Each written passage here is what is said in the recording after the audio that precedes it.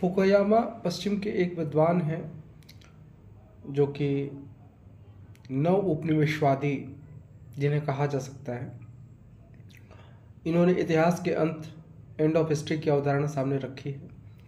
दरअसल यह अवधारणा अप्रत्यक्ष रूप से अविकसित यानी अंडर डेवलप्ड या विकासशील देशों के संसाधनों पर कब्जा करने हेतु एक ये भ्रम फैलाया गया है, जिसके मूल में यह है कि यूरोप तथा अमेरिका में राष्ट्रवाद धीरे धीरे समाप्त हो रहा है। वे पश्चिमी उग्र राष्ट्रवाद तथा उपनिवेश विरोधी राष्ट्रवाद के बीच भी अंतर नहीं करते। सोवियत संघ के विघटन को ध्यान में रख करके लिखा गया उनका जो end of history and the remaking of world order नाम की जो पुस्तक है, वो पश्चिमी उग्र राष्ट्रवाद तथा उपनिवेश विरोधी राष्ट्रवाद के बीच अंतर नहीं करती और एक प्रकार नेशनलिज्म का विरोध करती है। आज की जो लेफ्ट विंग पॉलिटिक्स है या लेफ्ट विंग की आइडियोलॉजी है, वो इसीलिए नेशनलिज्म का जो विरोध कर रही है। कितने पाकिस्तान में इस दृष्टि का सही जायज़ा पेश किया गया है।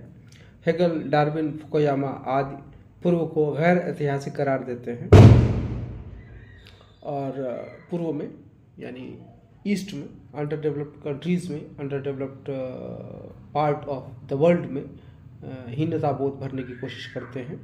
इस हीनता बोध से बचते हुए इतिहास की पहचान करना अत्यावश्यक है, जो कितने पाकिस्तान में कमलेश्वर करने की कोशिश करते हैं।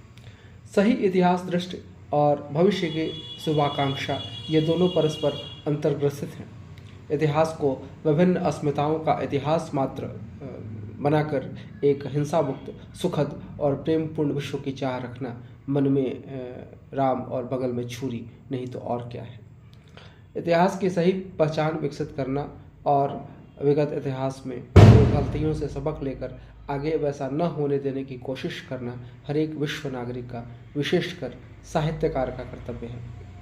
इसलिए कि भी आदि मानव संवेदना का पहरुआ होता है और अविश्वास के इस दौर में शांति और प्रेम की अलख जगाने के लिए सर्वाधिक उम्मीद अदीब से यानी साहित्यकार से यानी लेखक से ही की जा सकती है। अंततः यह कि समस्त के लिए समस्त का प्रतिदान ही मानव संस्कृति का निर्माण कर सकती है। यह मानव जाति पर है कि वह समस्त की इतिहास से किस रूप में पहचान करे और कितने पाकिस्तान में इस समस्त को विखंडित करने वाली जो अवधारणा